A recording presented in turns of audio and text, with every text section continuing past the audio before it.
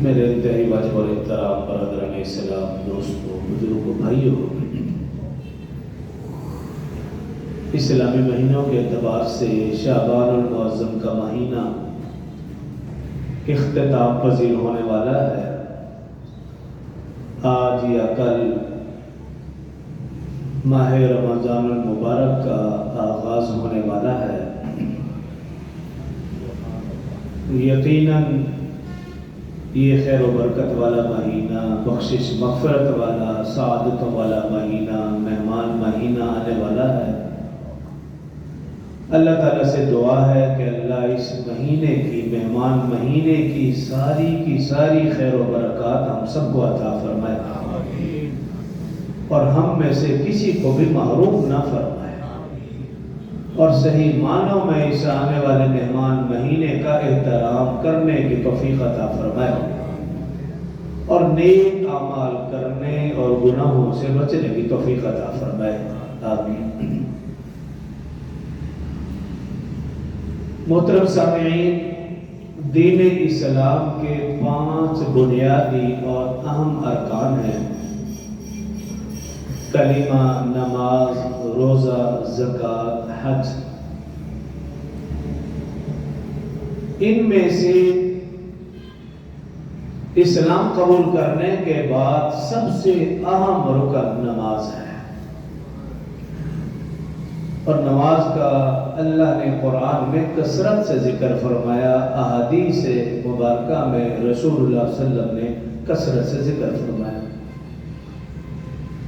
نماز کے بعد دوسرا اہم رکن زکوٰۃ ہے، جس کا قرآن میں نماز کے بعد سب سے زیادہ ذکر ہوا۔ احادیث مبارکہ میں بھی نماز کے بعد سب سے زیادہ ذکر زکوٰۃ کا ہے۔ تو آج کے مختصر سے خطبہ میں اسی حوالے سے، اور کوشش کروں گا رمضان کے حوالے سے بھی تھوڑی سی بات ہو جائے۔ ارادہ تو گزشتہ جمعہ میں تھا، لیکن چونکہ ایک مہمان ہے تو ان کی گفتگو سنی، اس لیے اس پر بات نہ ہو سکی۔ آج مختصراً عرض کرنے کی کوشش کروں گا۔ برادران اسلام، زکوٰۃ اہم رکن تو ہے،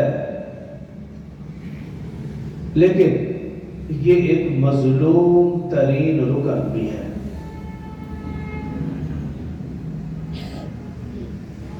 غیر نمازیوں سے زکوٰۃ کی توقع کی ہی نہیں جا سکتی، کیونکہ جس نے نماز کو اہمیت نہیں دی وہ زکوٰۃ کو کبھی اہمیت نہیں دے گا۔ لیکن جو نمازی حضرات ہیں وہ بھی اس اہم رکن سے اتنے غافل ہیں جتنی کہ اس کی اہمیت بیان کی گئی۔ اب قرآن پاک میں دیکھیں، اللہ رب العزت نے نماز کے ساتھ اگر کسی رکن کا کثرت سے ذکر کیا تو وہ زکوٰۃ ہے۔ روزے کا ذکر نماز کے ساتھ متصل نہیں ملے گا، کہیں کہیں شاید ایک آدھ جگہ ہو، میں نے جو دیکھا، لیکن کہیں نہیں۔ اسی طرح حج کا کہیں اکٹھے ذکر کثرت سے نہیں ہے کہ نماز کے ساتھ اس کا ذکر ہو۔ قربانی کا 1-2 جگہ ملتا ہے، جیسے سب سے چھوٹی جو صورت ہے قرآن کی، اس میں بھی اللہ نے فرمایا فَصَلِّ لِرَبِّكَ وَانْحَرْ، نماز پڑھیے اپنے رب کے لیے اور قربانی کیجیے۔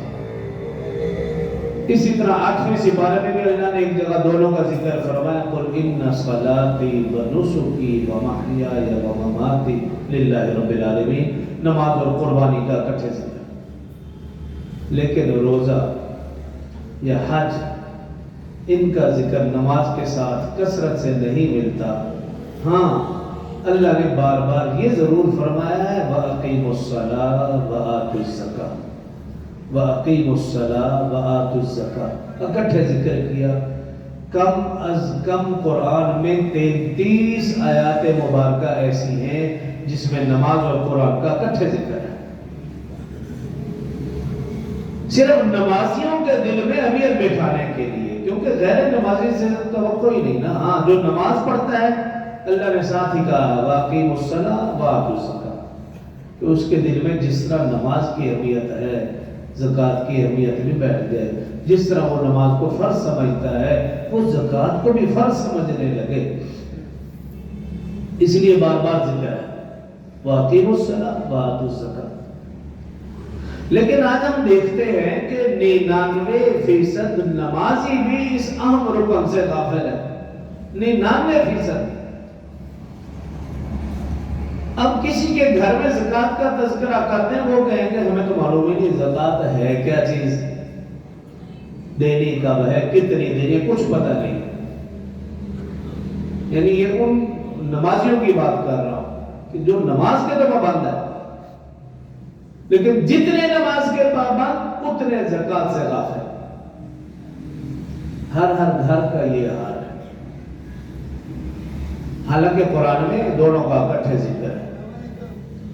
اور پھر رسول اللہ صلی اللہ علیہ وسلم کی وفات کے بعد سیدنا ابوبکر رضی اللہ عنہ خلیفہ بنے تو ان کو سب سے پہلے 2 فتنوں کا سامنا کرنا پڑا. ایک تو ختم نبوت والا فتنہ کہ انہوں نے ختم نبوت کا انکار کر دیا, مسیلمہ کذاب. یہ فتنہ رسول اللہ صلی اللہ علیہ وسلم کے زمانے میں بھی اٹھ چکا تھا, لیکن سیدنا ابوبکر رضی اللہ عنہ کے زمانے میں جو سب سے پہلا فتنہ اٹھا وہ منکرین زکوٰۃ کا تھا کہ کچھ کلمہ گو مسلمانوں نے کہا کہ ہم زکوٰۃ دیتے تھے رسول اللہ صلی اللہ علیہ وسلم کی وجہ سے, جب آپ دنیا میں نہ رہے اب ہم زکوٰۃ نہیں دیں گے. تو سیدنا ابوبکر رضی اللہ عنہ کو جیسے معلوم ہوا آپ نے ایسے لوگوں کے خلاف جہاد کا اعلان کر دیا. اب کچھ صحابہ کرام نے اعتراضاً عرض کیا کہ اے خلیفۃ المسلمین آپ کن لوگوں کے خلاف جہاد کا اعلان کر رہے ہیں؟ ہمارے ساتھ نماز پڑھتے ہیں, روزہ رکھتے ہیں, حج کرتے ہیں, کلمہ کو مسلمان ہیں, اور آپ ان کے خلاف جہاد کا اعلان.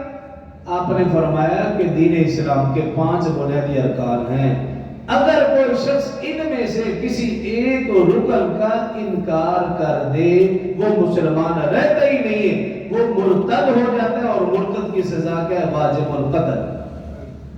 آپ نے ان کے خلاف جہاد کا اعلان کیا. اور پھر قسم کھا کر کا خدا کی قسم, جو لوگ رسول اللہ صلی اللہ علیہ وسلم کے زمانے میں زکوٰۃ دیتے تھے, جب تک میں ان سے وہ رسی بھی نہ لے لوں جو جانور کے ساتھ بدی ہوتی ہے اس وقت تک ان کے ساتھ جہاد کرتا رہوں.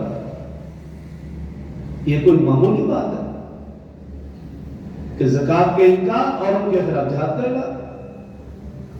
تو نماز اور زکوٰۃ ان دونوں کو اکٹھے اللہ نے قرآن میں اس لیے بار بار ذکر کیا, 1-2 جگہ نہیں, 10 جگہ نہیں, 33 مقامات پر فرمایا واقعوا الصلاۃ وآتوا الزکاۃ, تاکہ نمازیوں کے دل میں یہ اہمیت بیٹھ جائے. جس طرح تم نماز کو فرض سمجھتے ہو اسی طرح زکوٰۃ کو بھی فرض سمجھو. جس طرح تم سمجھتے ہو کہ نماز کا چھوڑنے والا گناہگار ہے, اسی طرح زکوٰۃ نہ دینے والا بھی گناہگار ہے, فاسق و فاجر.